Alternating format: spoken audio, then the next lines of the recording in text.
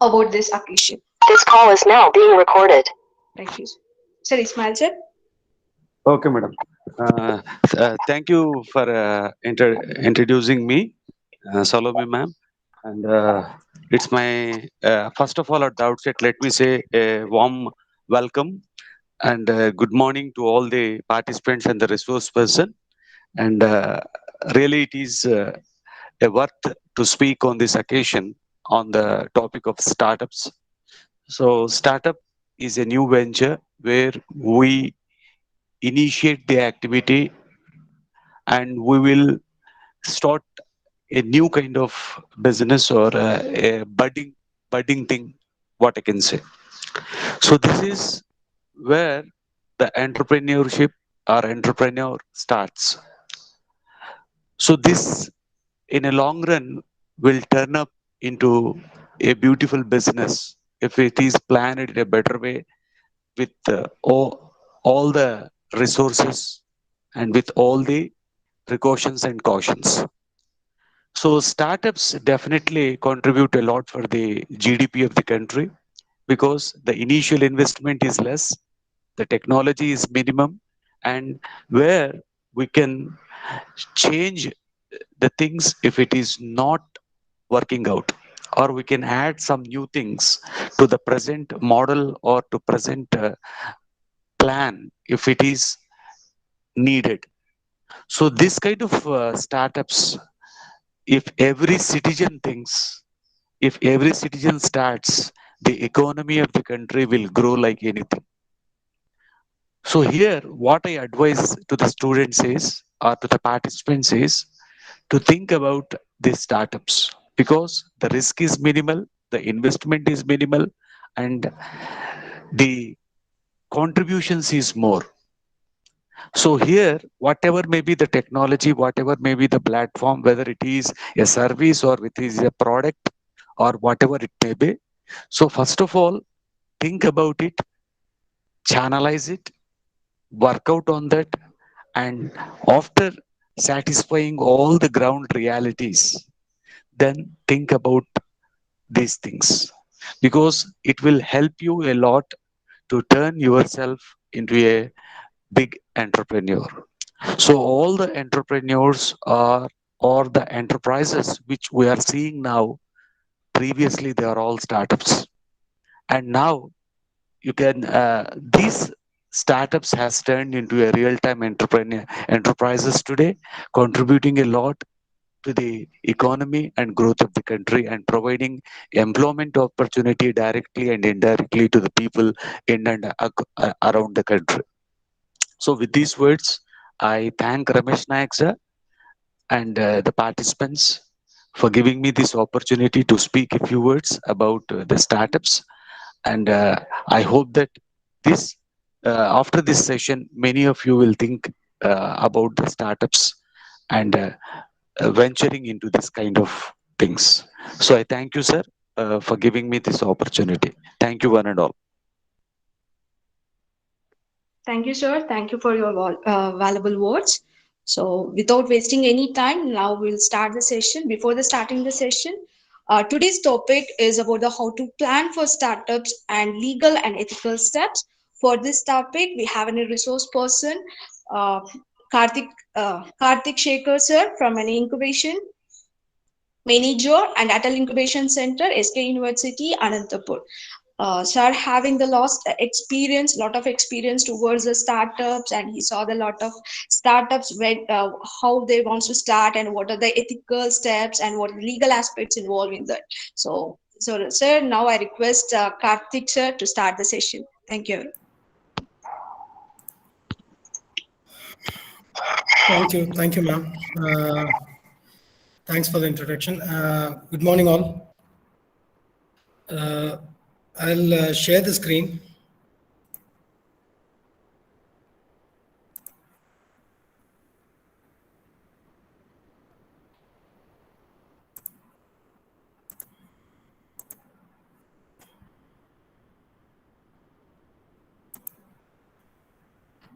Is my screen visible? Yes, sir.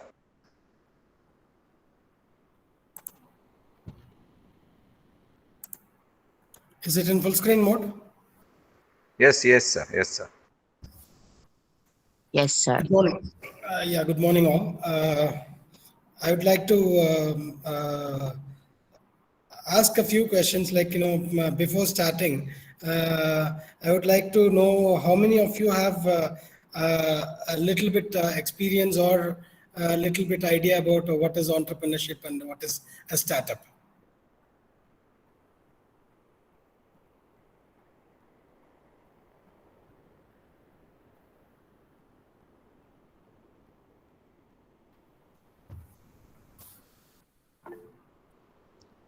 I do have limited experience, sir.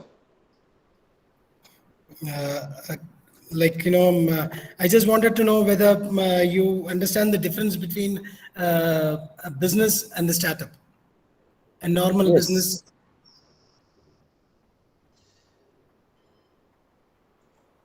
Yes, Can you just anyone startups can is- you say what is a startup- startup and what is a business? Now, startup is something you start afresh, sir, very innovative. Business is something that you can either copy or you know existed in the family. You just continue like.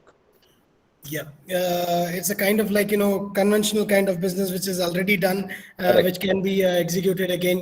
So those are called as normal conventional kind of businesses. And the startup which is having some innovation in the process or in the product or in the business model, that is called as a startup. So with that, I'll just move on to the topic of today.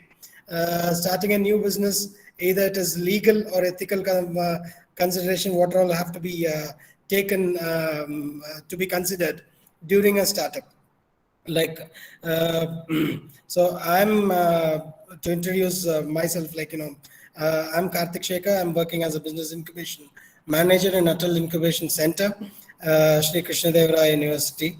And previously I was working with the National Institute of Agriculture Marketing, where I was handling agri-business incubation centers. So, I normally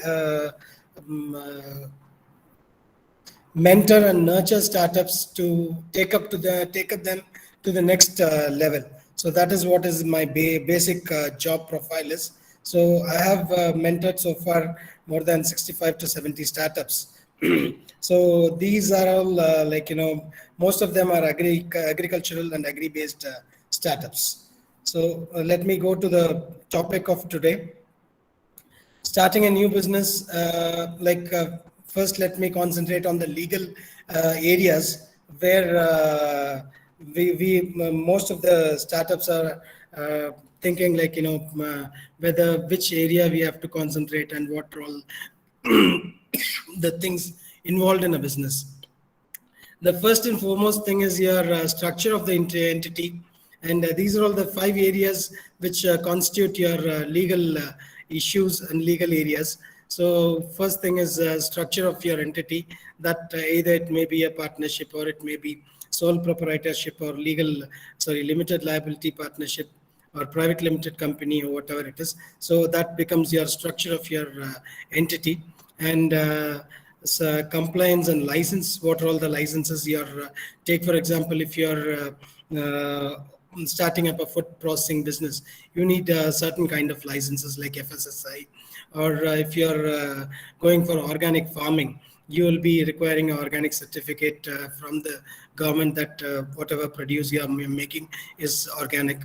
And if you're going for some other business, you will be requiring a certificate related to that business. So all those compliances and legal certificates which you require.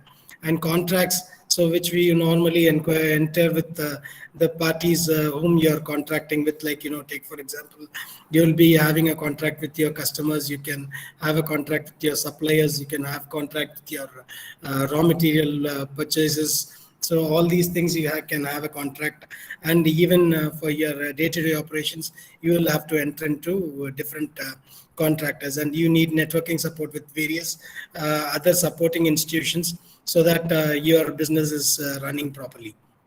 And the next area is IPR, where again you will be having problems like, your idea is copied, or your patent is copied, your trademark is copied. So in that case, you'll be safe when you are going for a IPR. And IPR is nothing but your intellectual property rights. So either the trademark or the symbol or your logo, even for that matter, you can have your processes patented, you can have your idea patented, you can have your product patented. So all these things can be done. So that is what is called as your intellectual property rights. And funding. So whenever you are entering with the funding contract with any angel investors or venture capitalists, so all these areas are areas which involves legal aspects in that. So in all these areas, you will be having a kind of problem, not a kind of problem. You'll be having a doubt what kind of things you should be doing, whether what should be taken and what not to be added. So all these things we'll be looking one by one. So first, let me go to the structure of the entity. So I think most of you are aware of all these variety types of entity types, like structure of entity. Like the first one is proprietorship, where a person starts by his own, a single person starting his own business. Like take for example, if he's starting a general store, a person on his own name, he'll be starting a name registered under his name, and the company name he may have it differently, or this will be one person venture. It will not be, there will not be any other person involved in that, and that kind of entity is called as a sole proprietorship.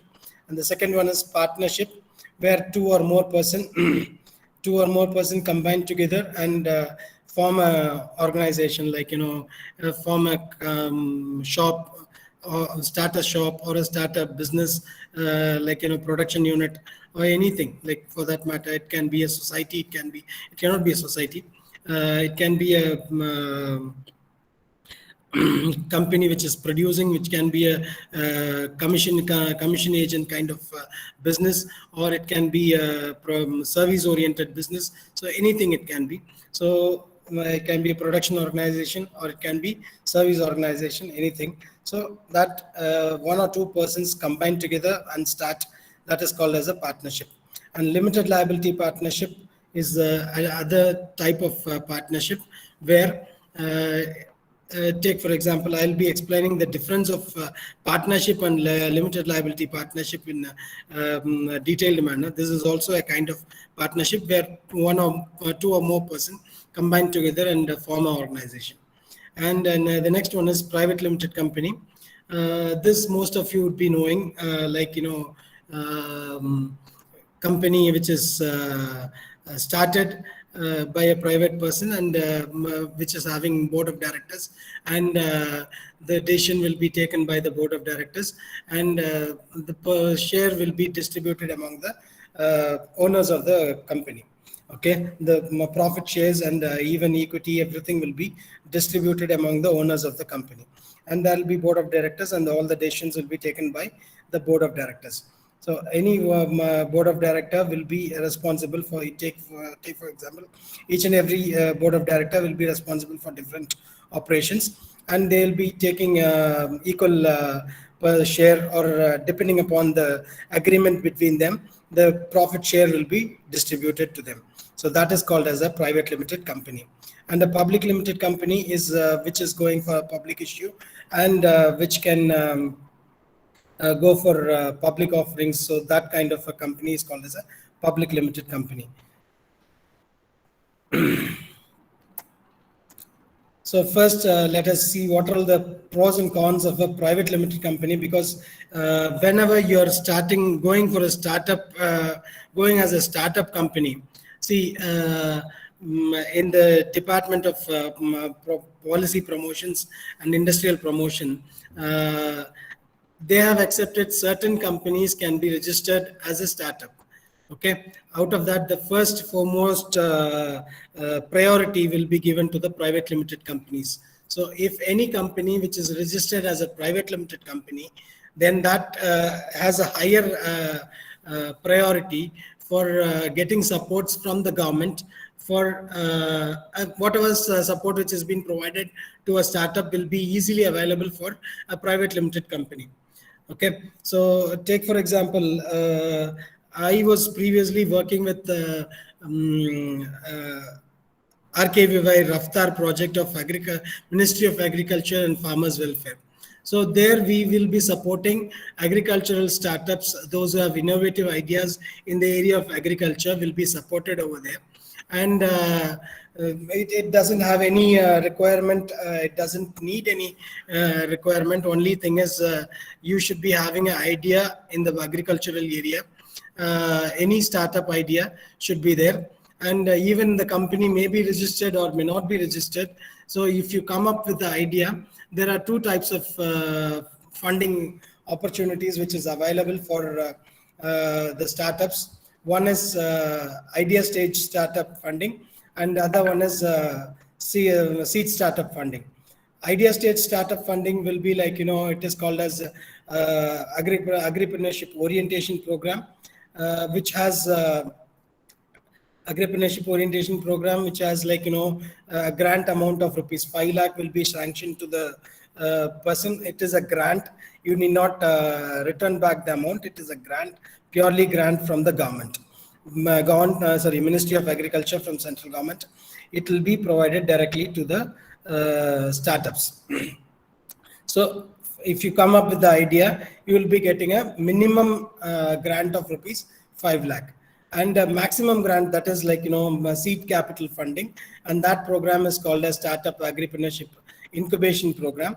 So in that, through that program, you will be, take for example, eligible for a grant of rupees 25 lakhs. So for getting these lakhs, if it is a private limited company, like if you want to get a grant of rupees 25 lakhs, if you are registered as a private limited company, then you have a more chances of getting that particular grant, because the higher priority will be given to a private limited company. And what are all the pros and cons of private limited company? It's a limited liability. When I'm saying limited liability, it is an advantage, because whatever loss the company has incurred will be affecting the properties and assets of the company, not the private properties of the owners. So the owner's property will be in safe. So owner will not be having any problem if for their own personal assets will not be mortgaged or will not be taken for the loss incurred by the company. Whatever loss incurred by the company will be taken from the assets and liabilities of the company only, not from the owner's property. So that is called as a limited liability. Okay, separate legal entity, and it is considered as a separate person. Okay, a private limited company can be treated as a separate person, and whatever company is doing, it is like it is a separate legal entity which will not be coming under any other thing. And the owners are different, and the company is different. Owners will be having different, their entity will be different, and the company's entity will be a separate legal entity. And there will be a possibility of perpetual succession. That is, it is not going to be like a kind of project or anything. So whenever the project is over, it cannot be more closed. So it will be having a perpetual running, that it will be throughout, it can be carried out for a longer period of time. So that is called as perpetual succession, and anyone can come as board of directors can be changing, but the company will be existing. Greater potential to raise capital. So there are possibilities that the private limited company can go for public offering, and they can raise money from the public funding, like, they can issue shares and they can get the capital. And with that capital, they can extend the business and expand the business. Everything is possible. And the last one is taxation. So that is also like, it is a taxation will be different for the company. And when it comes for constraints, so it is a formal structure. Take for example, if you want to take any decision, it is not like, it cannot be immediately taken. So the management flexibility will not be there. and anyone, if you want to take a decision, each and every board member have to agree, and then it have to take a lot of time, and sometimes the decision can be pending, sometimes the decision may not be taken at the right time, so that you may incur on loss. So all these flexibilities will be rigidness in the management structure will be there, and more formality and expenses are incurred. Take for example, if you want to run a business, and if it is a private limited company, even though if it is not required, you need to do certain things like maintaining accounts and all these things, like take for example, it have to be maintained properly, even though if it is not required, it have to be done properly, because all the board of members have to be convinced that whatever happening is happening at the right way. So in that case, the expenses will be more, and the formalities will be more. Take for example, the number of entries made for each and every transaction, the number of records maintained will be more. So in that case, it will be having a more kind of expenses. But when compared to the constraints, the perspectives are higher in the private limited company. And the next one is sole proprietorship. So when it, as I already told you, when you are going for any kind of grant and support from support for a startup, you will not be getting this grant or support if it is a sole proprietorship.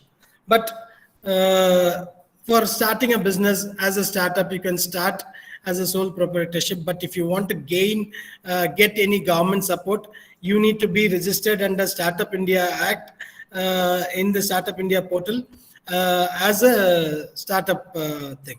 If you want to get registered as a startup, it should be either a private limited company or a limited liability partnership, or it can be one-person company.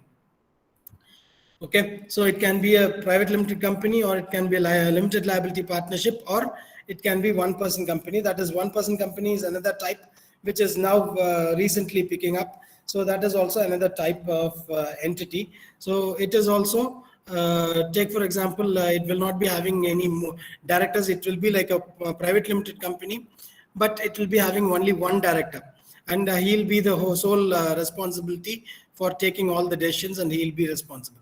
So that is called as one-person company. I have left out one-person companies in this, but that is also another area where you can concentrate on.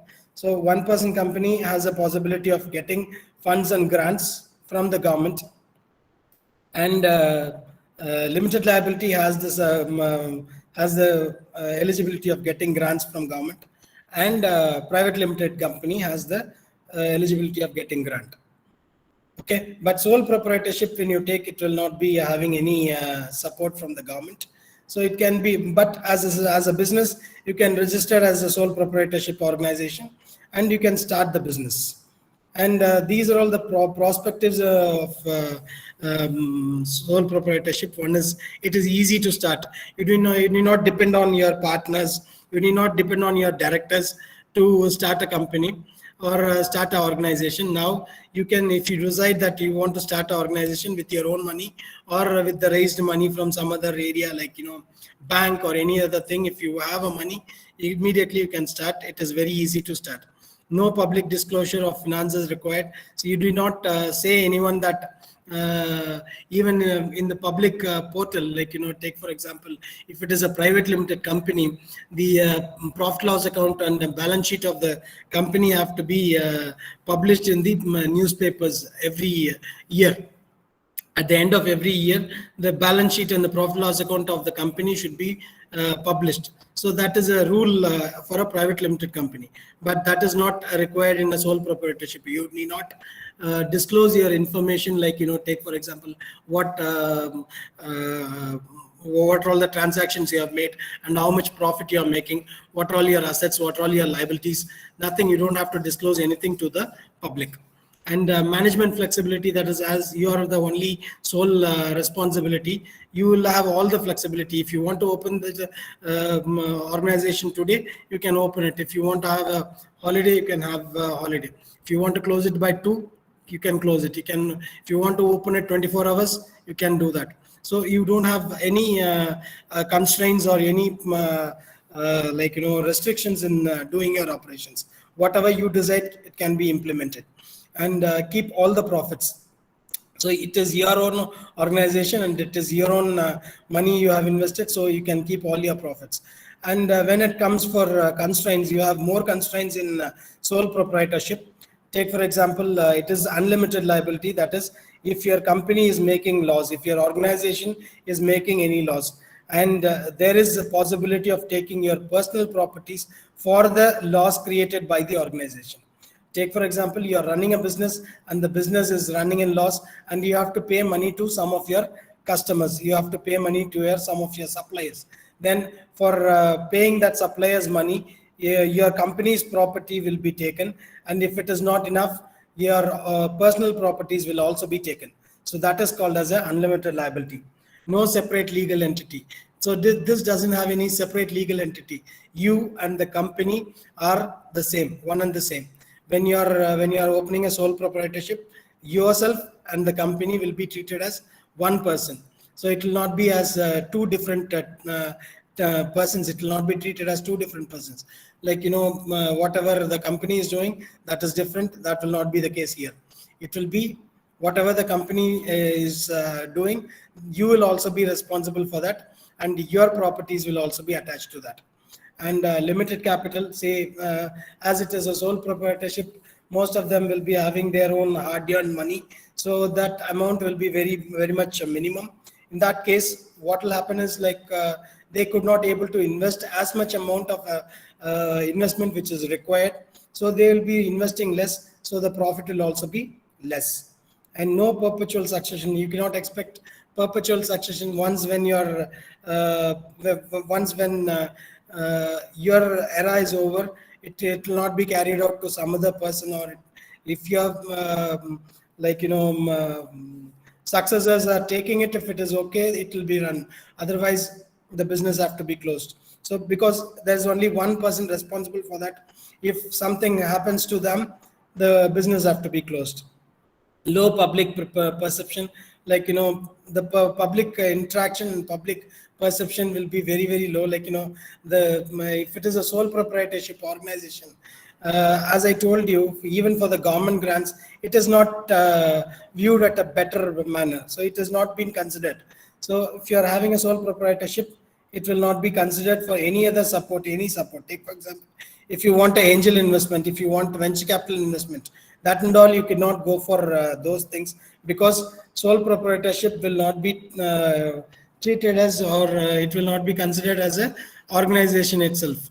So in that case, getting this kind of support from either angel investor or a venture capitalist will not be possible. Difficult to raise capital, as I told you. Any investor will not be ready to invest in even for a banker, it will not be they will not be ready to invest in a sole proprietorship organization. Tax at individual level, so it have to be done at individual level. So it cannot be done at different level, like it have to be done at individual level. So the next one is partnership. So this two or more person combine together and join a company or organization. So that is called as a partnership firm. And this also, as I told you, two or more, take for example, you and your friend combine together and start a business. It is very easy. Two of you combine together, share the profit, 50% profit, it can be agreed, and the agreement will be signed, and you can enter into a partnership agreement, so that the company will also be registered as a partnership company, and you can start your business. It is very easy to start, and the expenses of starting that will also be very minimum, and for expenses of sole proprietorship will also be very minimum. And management flexible liability, management flexibility will be there. So take for example, only two or four members will be there maximum, or at the most maximum 10 members will be there in a partnership. Maximum level of partnership will be will not be beyond 10. So in that case, so all these members will be agreeing upon one thing, and they'll be agreeing, giving the information, giving the rights to some person to operate, giving the rights to finance to some person, and they'll be operating. The flexibility will be there. Whatever decision is taken, it will be taken under mutual consideration, and so that flexibility will be there. pool of resources and capital, like, one person will be bringing capital, one person will be as a working partner, one person will be like better in finance, one person will be better in marketing. So all these things is possible in this area. And tax advantage, like, it is a partnership firm. So whenever laws or anything comes, and if it is not making profit, it is not required that a partnership firm have to pay a tax. So until and unless you make a markable amount of profit, you don't have to pay tax. So it can be exempted from tax. And low separate legal entity. So there's no separate legal entity. This is also like, whenever a loss occurred by the organization or a company, so that have to be like, your personal properties of the owners, like, the partners properties will also be attached for the loss created by the organization. And unlimited liability of general partners. So unlimited, take for example, one person will be a sleeping partner. He will not be taking much involvement in the business, but he will also be considered as one partner who is getting 20% of the share in profit. So he will also be, his properties will also be taken into consideration when if there is a loss. So even though his profit margin is minimum, his property will be attached to that, so that he will also be liable to pay the amount. So his private properties will also be attached. So even though if he is a sleeping partner. Low public perception, again, as I told you, similar case like sole proprietorship, the perception will not be they will not be treating this partnership company as a company at all. Like, it is a small business, that's it. So they will not be considering it as a big business or a business which they can invest on. So that and all will not be possible. And again, difficult to raise capital. The investment possibilities are very, very low in case of partnership.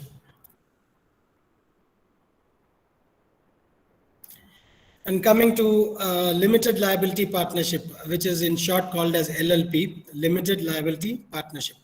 So this, again, it is a partnership company, but only thing is here the loss of the organization will not be affecting the owners of that is the partners of the organization.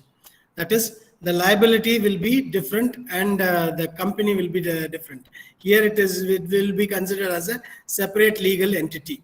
Here it will be, the organization will be considered as separate legal entity, but it comes under partnership format.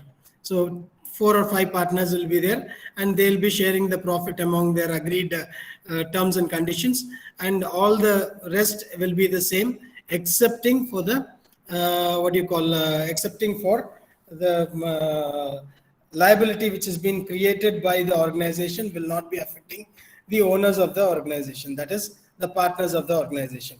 So that is the only difference between a partnership firm and a limited liability partnership firm.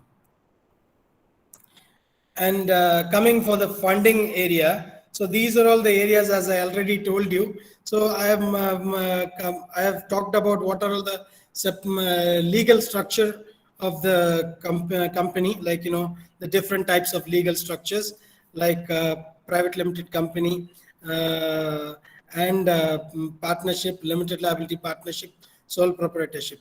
Now the other legal area where which is involved is funding. So funding, like, take for example, there are different type of fundings which are all possible, like self-financing or bootstrapping, that is investing your own money. Here you don't require any legal thing is not involved in this, because you are raising your own money. So you will not be having any legal problems when you are investing your own money. And when you are going for debt banking finance, so debt finance or banking finance, so this, it will be like, it will be a loan. Debt finance is probably called as a loan, where you'll have to get the money from the bank or any other financial institution, and you have to repay the same amount with some interest, depending upon the financial institution. You have to pay the rate of interest to that particular organization. So that is called as debt financing. Private equity, that is like a private limited company issuing shares, and that share will be sold to the public, and the public will be buying those shares. By buying the shares, the amount will be raised, and that will be utilized as capital, and that is called as a private equity funding. So if my initial public offering will be issued to a private limited company at a very later stage where they are eligible of showing some amount of operation, and then only they will be getting this eligibility of going for offering, and after going for offering they can raise this kind of funding. So that is called as private equity funding. And angel funding, that will be happening at the early stage of a startup. Take for example, if your startup, if you have an idea and you have developed a prototype of your product, and you have completed, take for example, you have tested your product, and you have proved that your product is marketable in the market. Your product as a market, you have proved that there is market for your product. Then in that case you can present your idea to the angel investors. Like there are many of the angel investors available in the country, those who are supporting startup. So you have to present your idea to them. If the idea is acceptable to them, if they like your idea, and if they think that this is a profitable business and I can invest in this, then they will be investing in your organization. And the terms and conditions for angel funding will be depending upon the investor and the startup company. So they will be forming into an agreement, and they will be getting the returns out of it, either by way of equity, either by way of profit margin, or they'll be issuing it as a debt finance also, depending upon the angel investor, and they'll be deciding upon the returns out of it. And venture capital, again, it is also kind of angel funding, but venture capitalists will be coming at the later stage. That is when you have already started your business, and when you are successfully running with profit. Take for example, for more than 3, 5, 4 years, you have run with profit, and you have shown that your company is having a tracking and it is having a growth rate. Then the venture capitalists will be ready to invest money in your organization. So this most probably venture capitalists will be coming for expansion of your business. Take for example, you are operating in one particular city, and if you want to expand your operations to various cities.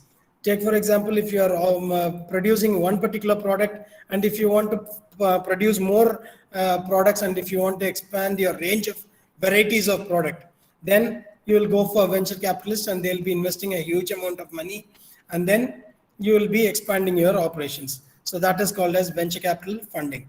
So in all these areas, like even public stock, that is issuing public limited companies going for stocks, and they are raising public stock markets. Like you can sell your shares, you can go sell your percentage of shares and raise the money. So all these things, public stock market is also another possibility of raising fund. So in all these cases, you will be involving legal aspects. So where you will be involving problems, there will be possibilities of problem, except in self-financing, because you are the one investing the money. So you will not be having problems from any other side. But in all the other remaining cases, there may be some problems. So in that, all those cases, you'll have to look into the legal formalities, like what kind of agreement have to be done, what kind of whenever you're entering an agreement with the angel investors, so the agreement have to be very well written, that what kind of responsibilities you will be doing, what kind of responsibility they'll be doing, and what kind of percentage of share you will be distributing with among yourself. So all these things have to be taken real care, and you have to take a care about that. And next one is contracts. As I already told you, so these are the other areas where after starting your business, while running your business, you will have to enter into contracts with various parties. Like you'll be entering a contract with your vendor, customer, franchisee, marketing contract, outsourcing contract. So all these are called as commercial contracts. And human resource also, you will be having a contracts and transactional contracts like, joint venture, mergers, acquisitions, investments, shareholders, concession. So all these things you will be having a contract. And the IPR license, take for example, you have got a IPR and you are going to allow one of your franchise persons to use that IPR. Then again, there also you should be going out with some agreements. So in all these areas, you will be having agreements and you will be doing certain agreement will be there involved in that. 12:30. So in all these cases, you'll go for what you call agreements. So in all these areas, agreements or contracts have to be signed. So commercial contract, like, whenever you're going for marketing, whenever you're going for your vendors, customers, franchisees, all these things, you will be going for agreement. So these are all the process, like, you should be giving your offer, and the offer should be accepted by the other party, and both of you should be considering for a nominal agreement, and then that agreement have to be put in paper, that is printing it in paper, and either it is in a non-judicial paper or a judicial paper, whatever it is. So it have to be put in paper, and both the parties have to sign the agreement, and then the agreement have to be executed. So whenever you are going for that kind of agreements and contracts, so like, this should be like all these contracts can be enforceable by law.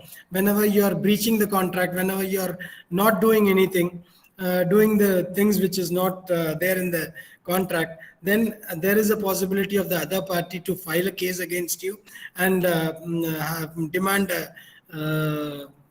anything, like, which is involved in the contract. So if you are going for a contract, that should be legally done. And take for example, the contracts have to be signed properly, so that there won't be any problem in the future stage. So in each and every stage, you just have to find out what are all the clause and things which is involved in that. So entering a contract for each and every aspects, like commercial, human resources, transactional, or IPR. So all these areas. And next one is intellectual property rights. So what are all the areas of intellectual property right? That is trademark, copyright, patent, and industrial design. So when it comes for trademark, it may be a logo, it may be a tagline. Take for example, whenever we are saying, like, like whatever tagline which is used by any of the companies. So any tagline which has been used, or a logo which has been used by any company, so that will not be replicated by any other company. So if you are making it registered under trademark, then that any other company cannot able to use that particular logo or a tagline or anything. So if any other company is using that, you can file a case against them and you can win it. So that is trademarks, the company logo, company name, and the font in which you are having your company name, everything comes under trademark. And the copyright, take for example, any literary thing or a dramatic thing, and nowadays any softwares, programs developed. So all these things are called as copyrights. So you can get a copyright protected. So that if it is protected, no one else can use that. Take for example, if it is a drama or a music or artistic things or softwares, photographs, books, anything for that matter, that can be copyrighted, so that no one else can use that. If they are using that, they'll have to pay a certain amount of money to you after getting the permission for using it. So that is copyright. And patenting, if you are going for any innovation or invention, so that can be in your product, any new product. If you are designing, it can be a product or it can be a service. So in that case, if you're going for that, so that can be patented, and that anyone, if you are using, anyone if is using that patented product, then he will have to pay a amount to you. So that patent can be sold to certain persons on certain agreement. You can sell that. Take for example, you can use it for 5 years, you can use it for 15 years, you can use it for 100 years, whatever it is. Depending upon the agreement, you can sell your patented product, and they can use that product for a certain period of time, and later on they could not be using it without any unauthentication of unauthorized usage. Can be filed a case against them, and you can win the case also, because it is patented under you. Okay. And the next one is industrial design. Take for example any industrial design. Take for process or any methods which has been used in an industrial or an industrial structure, that also can be patented, and that will also be protected from protected under intellectual property rights. So in all these cases, again, the agreements will be coming into place, and you'll have to have an agreement for using those industrial design or patent or trademark or copyright, anything for that matter. Again, the same thing, but a little bit, I don't want to stress further on that. The next one is compliances and licenses. These are all the areas where, again, you will be involving formalities and legal constraints involved in all these areas. Like your PAN, TAN, take for example, if you're starting an organization, you should be having a separate PAN number for the organization, separate TAN number for your organization, service tax, IEC code, value added tax. All these things have to be separately taken. And take for example, provident fund, security fund, gratuity, all these things have to be taken into consideration if you are exceeding a certain amount of employees.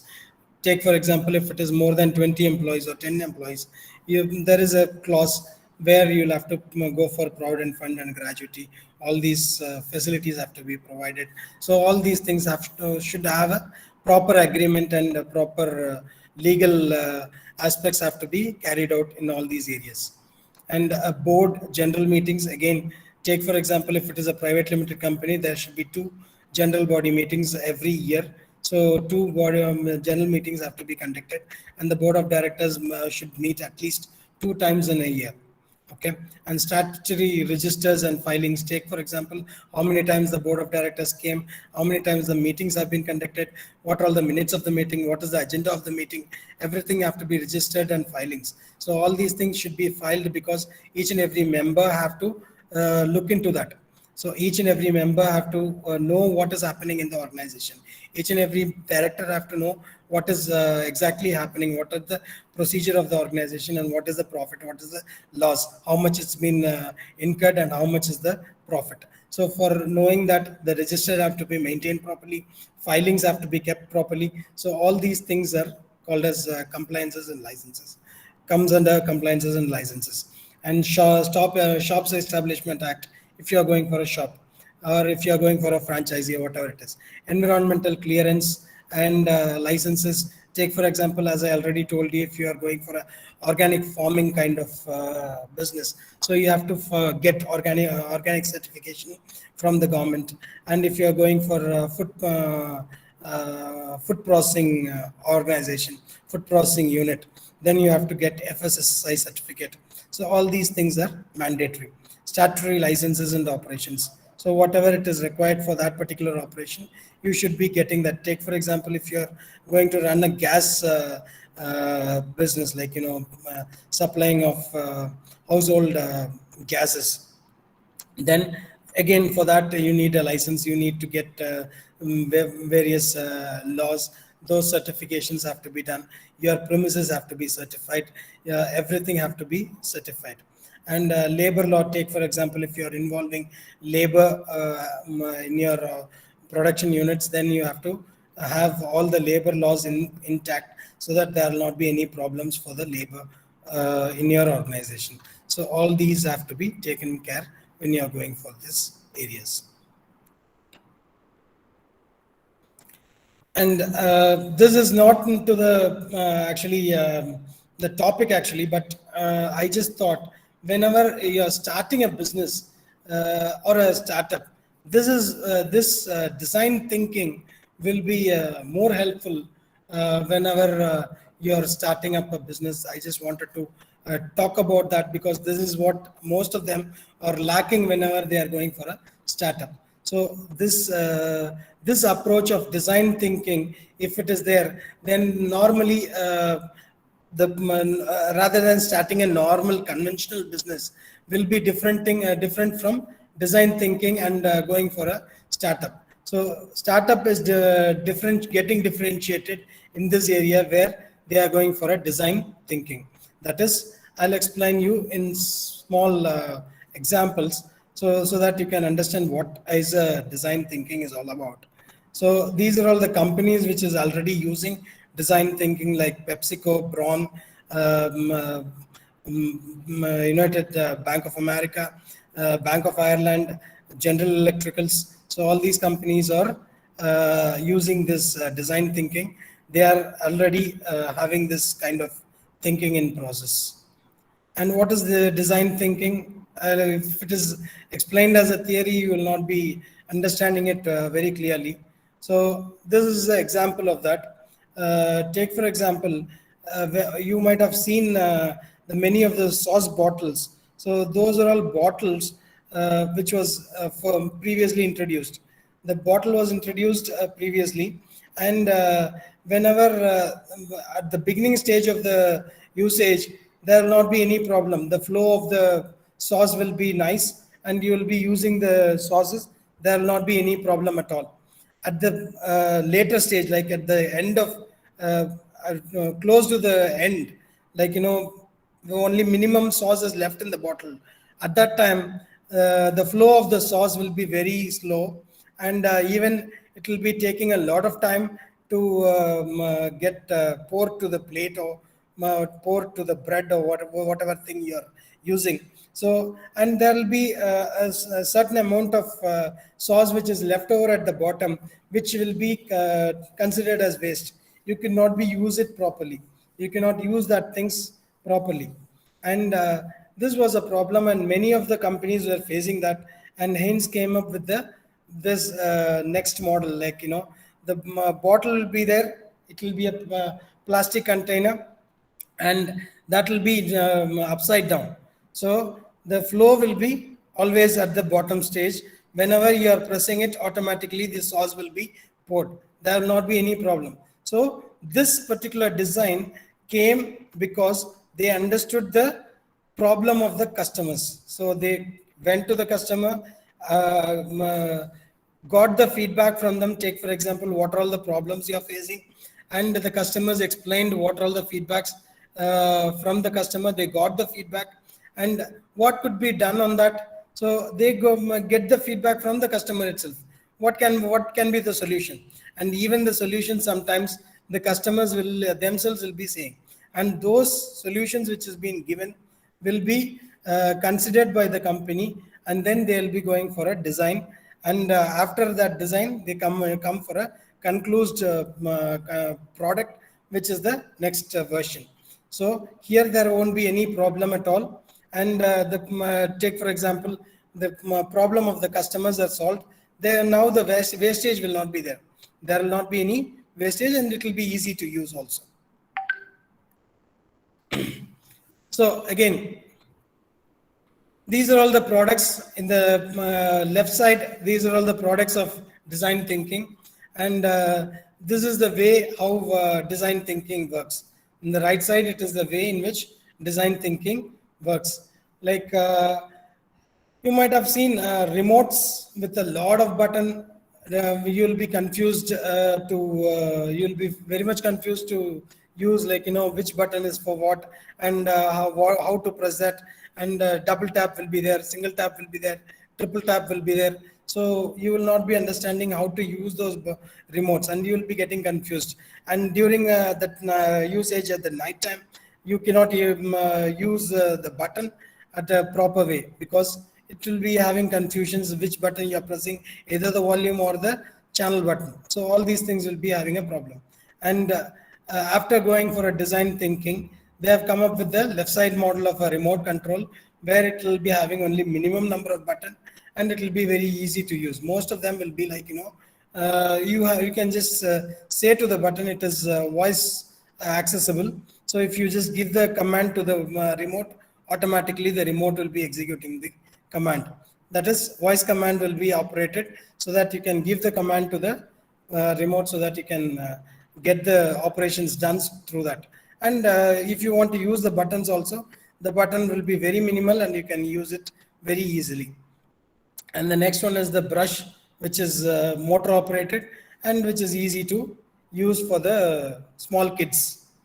And earphones, again, that is also wired earphone has too many problems, and they have come up with the Bluetooth device. That is also another area of invention. Now coming for this right side area, how design thinking works. So the idea of the company is to create a car. So that is what is the idea. But the company does not have any idea like, how to create a car, or this is what is the product I have to create. But first thing is, the main problem identified by the company is there is a lot of difficulty for walking and reaching to another distance. So for covering the distance, walking will be a problem, and it takes a lot of effort and pressure. Everything has been burned out. So you're tired of walking and all these things. So the first they came up with the skateboard. So skateboard minimizes the walking exercise. So the walking exercise will be minimized when you are using a skateboard, but you can reach to a certain distance. But even in skateboard, you have certain problems. But there is a problem of falling. There may be a problem of skidding out. All these things will be there. So, and they came up with the next thing, which has a holder in it, so that you can stand on that and have a hold, so that the falling risk is minimized. But even in that, covering a huge number of distance will be a problem, even though if you are having a holder, and if you are using that kind of a skateboard with a holder, again it will be a problem. Reaching to longer distance will be a problem. They came up with the cycle. So the problem is thrown to the public, and the public said, if this kind of thing is there, then the problem can be a little bit solved. Then they came up with the cycle. Even in cycle, again, pedaling to a long distance, again it become a problem. So they fitted a motor to that, and they have created a motorbike. So again, now the covering a long distance is not a problem, and going for a longer distance, sitting comfortably and going is not at all a problem. But when you are going for a longer distance at a huge sun, or in a rainy time, it is not protecting you, or you're not that much comfortable, and you're not safe. So when you need more comfort, and when you need more security, safety purposes, then you need another kind of vehicle, which is called as a car, where it will be protected from sun, it will be protected from rain, and you will have a comfortable seat. And even you can run for a longer distance, there will not be any problem at all. So this kind of approach is called as a design thinking. And whenever you're going for whenever you're planning for a startup, this kind of approach is what is required when you're planning for startup. So you need to have design thinking, so that the problems of the customers will be understood properly, and the product will be developed to cater their needs. So that is called as design thinking. And I'm giving a little bit introduction about business ethics. So what are all the business ethics and why you should follow that? That is what is business ethics is all about. Like, ethics is nothing but the values which you have to formulate. Take, for example, you should be honest, you should be proper in giving your services to the customer. Whenever you are giving a product to the customer, you should not be cheating them. You should not be giving any giving any false hopes to them. So all these things are called as ethical things. So whenever you are going beyond ethics, then you may be getting profit, but you will not be following the ethics. So in business world, most of the companies nowadays in a corporate situation, many of the companies are not following the business ethics. So they do anything for getting the profit. So they do anything for what do you call making or increasing the profit. So in that case, why a company should go for business ethics? So that is what we are going to talk about.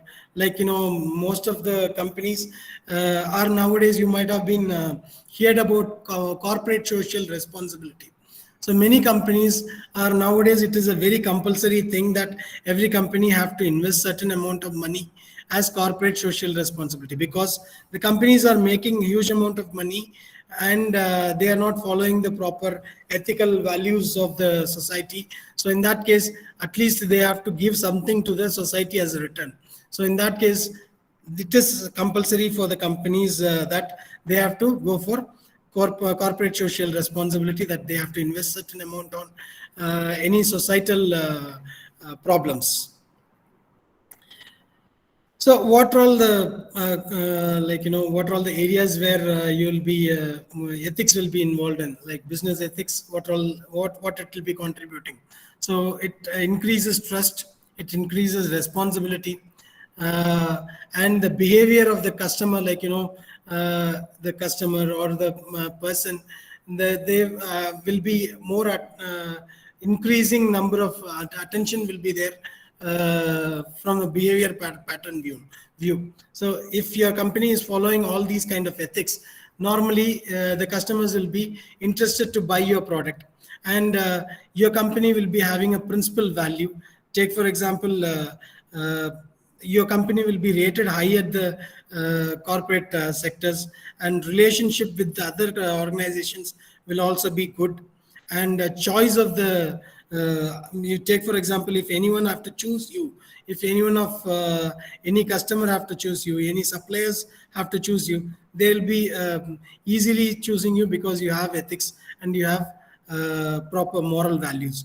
And reliability, obviously, because you're following ethics, so that other companies, other suppliers, other contractors, everyone will be relying on you, and morality will be high in your case when you are following business ethics. What is the need? So for survival of the business, you need business ethics. Protecting the consumer right, so you need business ethics to be followed. Stop business malpractices. Take for example, whenever you're advertising for a business, whenever you're advertising for your product, you should not be advertising in such a way that you're saying very bad things about your competitors. You might have seen advertisements of Ariel and Surf. You might have seen advertisements of Coca-Cola and Pepsi. Directly, they'll be they will be hitting the other competitor. Through their advertisement, they'll be saying other products are nothing, and our product Sprite is the best. So 7-Up and all, 7-Up or any other cool drinks for that matter, is that those are all nothing, and those are all bakwas, and this has the content in it. So all these things, kind of advertisements you might be saying. So these are all kind of advertisements which doesn't have any ethics, which are not following any ethics, and so those kind of malpractices should not be there. And to stop all those things, you should follow ethics. Protecting employees and shareholders, like whatever is agreed to the employees, whatever is agreed to the shareholders, you should be properly giving it to them. So those are all also called as business ethics, and creates good image of the business. So it creates a value. The brand image will be increasing. See, whenever you're saying, take for example, if it is a Tata, or if a product of Tata, if it is a product of Reliance, or if anything, so you have a little bit good value, because they are maintaining those kind of ethics in their businesses. And consumer satisfaction will be high in the case of that. Take for example, there will be customers who will not be changing their product. Take for example, any number of product would have arrived, new products would have arrived in the market. They will not be changing from their usage of the product. They'll be liable, loyal customers. So those kind of customers are called as loyal customers. Those kind of customers will be increasing for your product if you are following these kind of business ethics. So you might have seen Dabur Red toothpaste or old Synthol. So even that kind of products and all will be used by people for years together. Even those same classical methods are followed, because even in the new generation also they are following the same kind of product, and they are sticking on to the same product because the companies are following the ethics. So ethical education have to be given to the employees of the organization and to the whole institution. Maintaining an ongoing commitment to the ethical behavior should be maintained. Enhancing the ethics knowledge have to be created to the employees and the organization, the contractors, everyone who is involved in the business. Developing ethical sensitivity should be there, and improving ethical judgment. So take for example, what is ethics, what is non-ethics should be identified properly, and that a judgment should be given properly, so that the right product and the right things have to be given to the customers. So ethical action, these are all the areas what all will be like, contributing to ethics, business ethics. Honesty, that is one thing. Accountability, so whatever you are doing, even if you are an employee or organization put together as a whole, you should be having accountability. Whatever you are doing, that should be having a proper accounts. This, for this much I have purchased, and for this much I have sold. So this is my cost, this is my profit. So that should be crystal clear. And promise keeping, so whenever you are saying that I'll supply the product in this time, you should be supplying your product. So that is another kind of ethics. Fairness, so you're not giving any false hopes, you're not giving any false discount. Take for example, most of the banks are doing hidden charges. That kind of charges are not there. So there's no hidden charges, everything is straightforward. And take for example, you're buying the product for 10 rupees and you're selling it for 12 rupees. There's nothing hidden in that. That is 2 rupees is going to be your profit. So that is going to be straightforward business. So that kind of fairness should be there. Leadership, everyone should be knowing who will be the leader and who will be taking decision. And this kind of clarity should be there in your leadership thing. Take for example, financial matters, this board of director will be taking care. Marketing, another director will be handling, and human resources, another director will be handling, which will be led by whom. So that you should be having a very clear cut thing. And commitment to the excellence, again, that is also like, you should not compromise in your quality, you should not compromise in your service which is provided. And integrity, you should be integrating your organization, your employees, your human resource, your resources, all should be integrated properly, so that it is giving a good value product to the customers. And you should be law abiding. Whatever problems comes from your organization, whatever the law prescribes, you take for example, if the law prescribes it is a wrong action which has been taken by the company, then you'll have to accept it and you'll have to pay the fine, or you'll have to pay the compensation for the customer, whatever it is. So you should be always law abiding, accepting the law, accepting whatever the law is prescribing you. And responsibility to the work, if you're being if you are being business, if you're following business ethics, so what are all the responsibility you are having to the general public? You're taking care of your public health. You're not using any hazardous item in your product or your services which has been done. And protecting the environment, saving the environment, that is any out of your production, you're not spoiling the land, air or water, it is not polluted. And you're using recycling it, that can be assured, like your wastages can be recycled, so that also can be used. Developing the quality of the workforce, so you're assuring that also. Workforce quality can be increased, and they also can be their level of income and their growth will also be assured.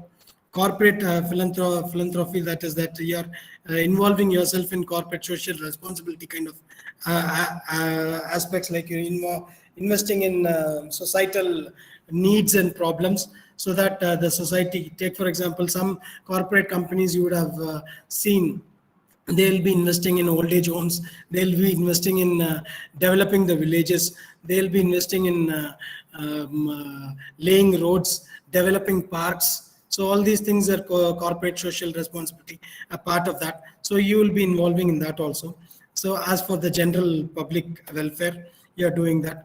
And be responsible in sharing the values, jointly develop the community. So in whichever community you're having your organization, you're jointly helping them to develop the community. So this is for responsibility for public. And responsibility to the customers, you are giving the best, safest products to the customer, providing a product with a responsible, reasonable price. After sales service is assured whenever your ethics. See, if you're not following ethics, you will not be saying that, like, many of the companies you would have heard, they will be selling the product, and whenever you are calling them for service, they will not be available. When you call the customer care, it will be in waiting for longer time, and even though if they pick up the call, they will not be giving proper answers, and even though if they accept the complaint, they will not be coming on time, and they will not be giving the service on time, and the product will be, like, most of the time it will be wasted, and you'll be forced to buy another product. So after sales service is very important.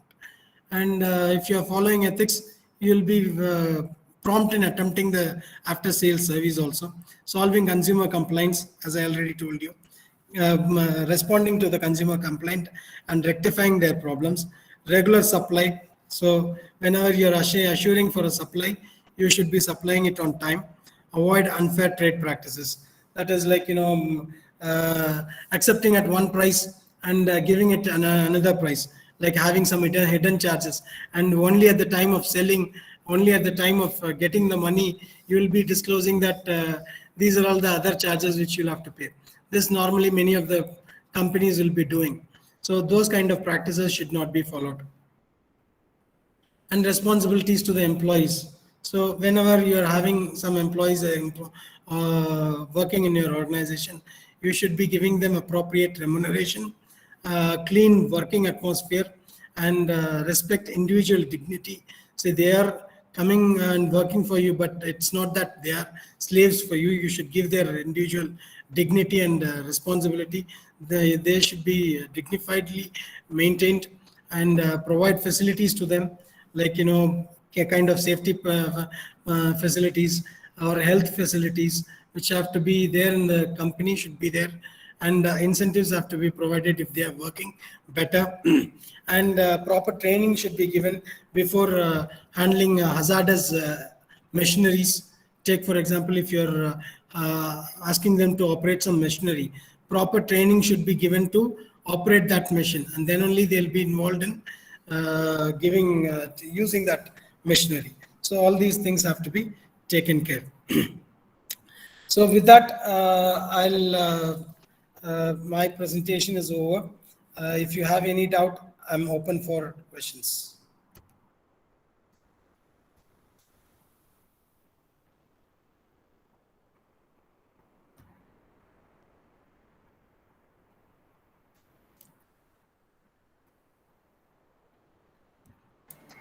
Am I audible, sir? Yes, sir. Right. Thank you. Dear participants, so we are welcoming you to ask the questions. Now the resource person is ready to answer your questions. So please raise your questions. Otherwise, then you can also post in chat box. Post in chat box.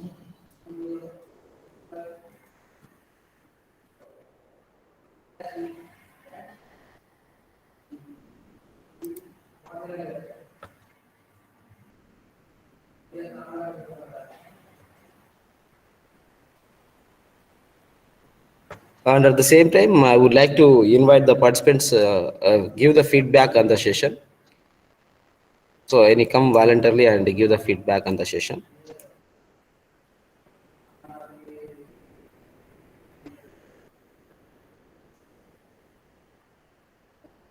So we hope that we reached the participants' expectations almost.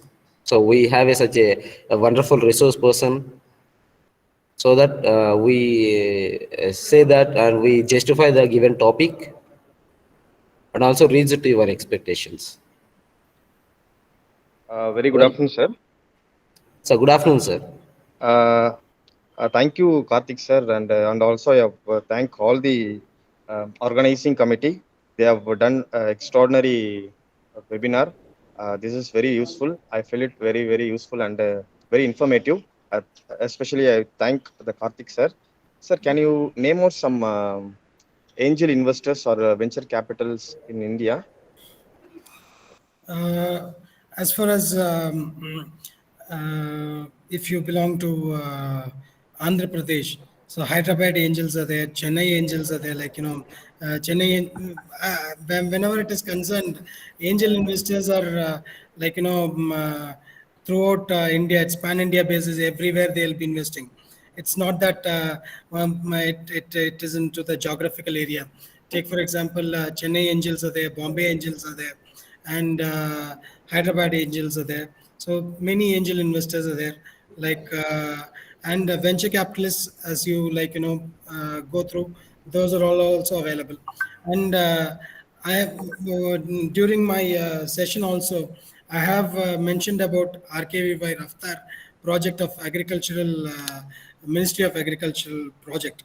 So that is a grant actually, which that grant is available for agricultural startups. So if you have an idea of starting an agricultural based business, so you can very well approach that. There are 29 organizations which is conducting that training program, which will be conducted for both the sites, idea stage startup and for seed stage startup. It will be 2 months training program will be conducted. At the end of the program, you will be eligible for either 5 lakh grant or 25 lakh grant.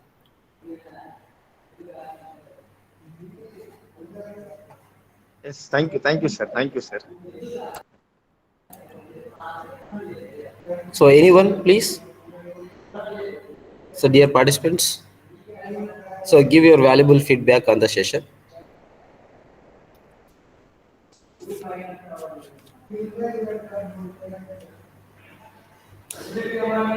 Any more questions? Even.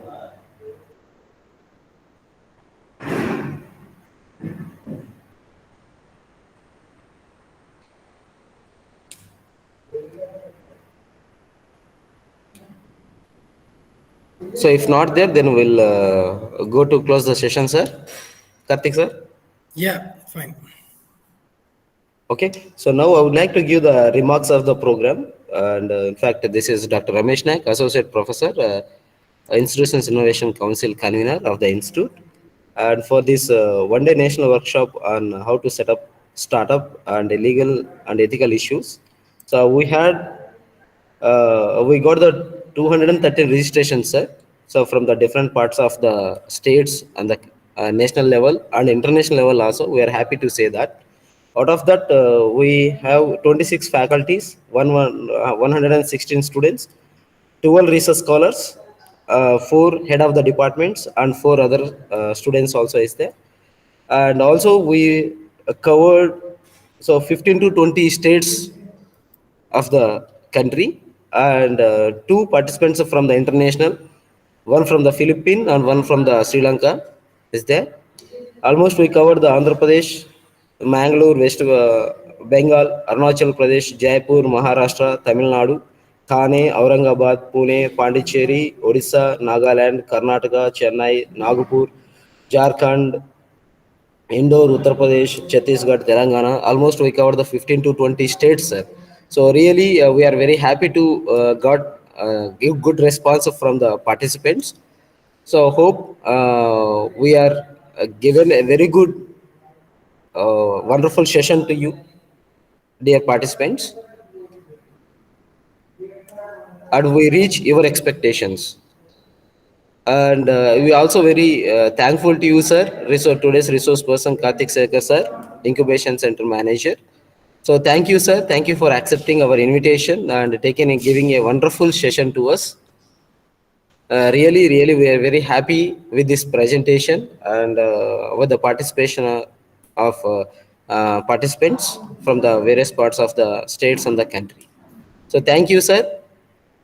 Thank you, Thanks. Anand. So thank you, sir. Thanks for Dear giving the participants, opportunity. would like to please turn on your video. Would like to take one snap with the resource person. So please, I request all of you.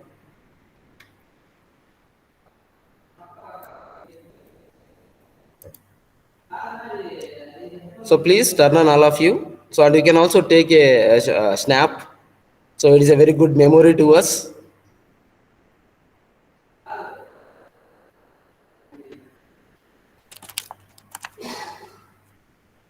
So please turn on all your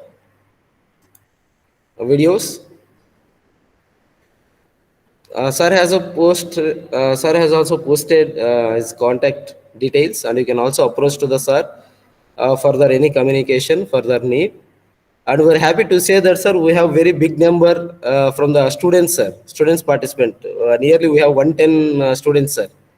So really, it is very happy with this. Sir, is it possible to share the PPT, sir? Is it possible to share the PPT? Yeah, sir? I'll share. I'll share. Thank you, sir. Thank you, sir. Sure, sir. So once we I'll received from share the with the organizers, and the organizers can share it to the group. Thank you, sir. Thank you, sir. Thank you very much. Sure, sir. So once we received a PPT from the resource person, sure we will share to you in the link. There is a continuous program from the Gates Institute of Technology from IIC. Day after tomorrow, we have continuously 4 activities are there.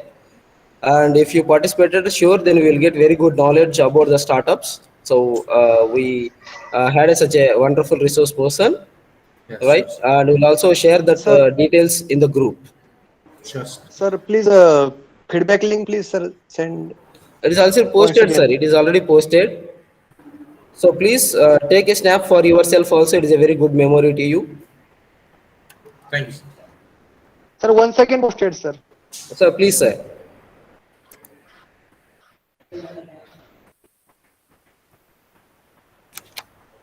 Any questions?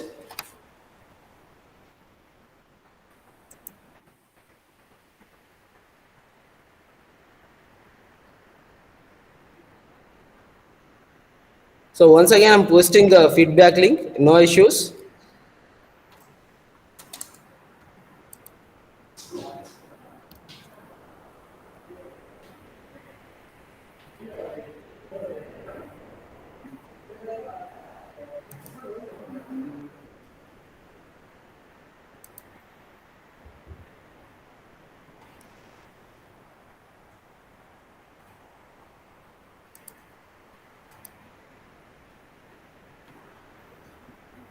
So, if possible, can you share the recording link? Sure, sir. Sure. So Sir, once we shall I make a downloaded leave? it, sir. Shall I make a leave, sir? Yes, sir. Sure, sir. Sure, sir. Sir, thank you, sir. Thank you. Thank you very much. Thank you for giving wonderful session to us. Yeah, thank you for providing Thank the you. opportunity. Thank you.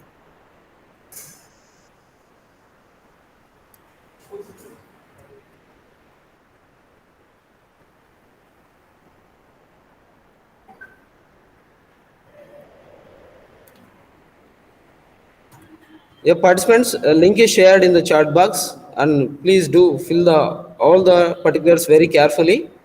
So it is almost helpful to you to give the certificates.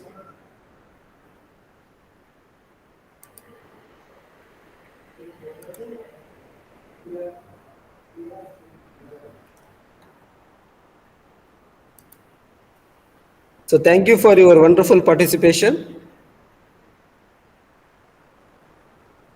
So today we are also posting one more event related information in group. So please be in connecting with the Gates IIC. So we'll get a very good knowledge about startup IPR and related topics. Okay. So thank you. Thank you everyone.